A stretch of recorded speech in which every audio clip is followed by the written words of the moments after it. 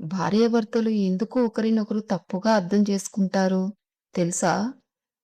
కొన్నిసార్లు భార్య అనుకుంటుంది, నా కర్మకి ఇతడే దొరికాడా అని. మరికొన్నిసార్లు భర్త అనుకుంటాడు, నా దరిద్రం కొద్దీ ఆమె దొరికిందా అని. కానీ నిజమేమిటంటే, మనకి ఎవరు దొరకాలి అనేది మనం నిర్ణయించేది కాదు.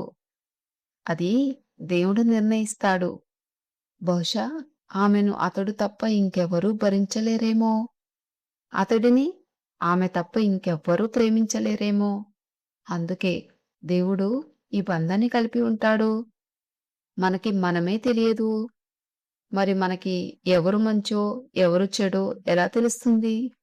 ఆ దేవుడికి మాత్రం అన్నీ తెలుసు. ఎవరికి ఏం ఇవ్వాలో కూడా తెలుసు. ఏది ఇస్తే వాళ్ళు సంతోషంగా ఉంటారో అదే ఇస్తారు దేవుడు. మనకి దొరికిన బంధం మన అదృష్టం, మన వరం అని భావిస్తే చిన్న చిన్న గొడవలు కూడా పెద్ద ప్రేమగా మారిపోతాయి.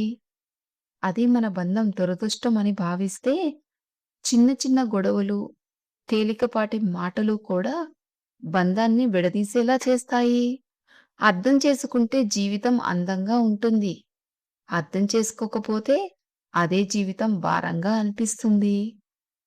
నీకు దొరికిన వ్యక్తి యాదృచ్ఛికం కాదు. అది దేవుడి నిర్ణయం. దాన్ని ప్రేమించు. నీ జీవితమే మారిపోతుంది.